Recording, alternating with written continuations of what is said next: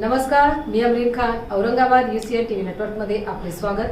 आता एक नजर आजच्या ठळक घडामोडींवर. मतदार यादीतील नवीन घोळ. ग्रामीण भागातही नाव असून शहर यादीतही मतदाराचे नाव. शिवसेना नेते अंबादास दानवेंचा पत्रकार परिषदेमार्फत खुलासा.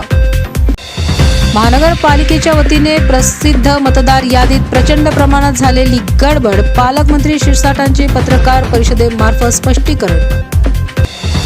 मतदान 100% करण्यासाठी गेवराई येथे नगर परिषद गेवराई कार्यालयाच्या वतीने चार्ली चॅप्लिन करीत आहेत मतदार जनजागृती.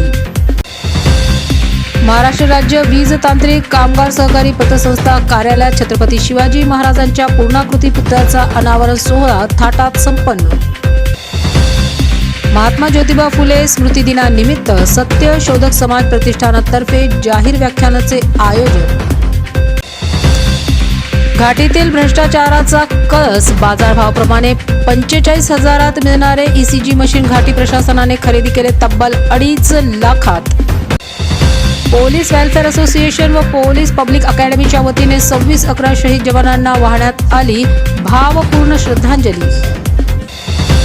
26/11 हल्ल्यातील शहीद जवानांना ग्रामीण पोलीस अधीक्षक कार्यालयातर्फे श्रद्धांजली अर्पित करीत भव्य रक्तदान शिबिराचे करण्यात आले आयोजन.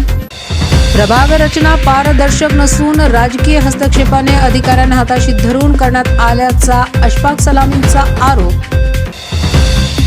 भारतीय जनता पार्टी व सेठ नंदलाल धूत हॉस्पिटल यांच्या सहकार्याने सुवर्णकार मंगल कार्यालयात मोफत महाआरोग्य शिबिराचे आयोजन.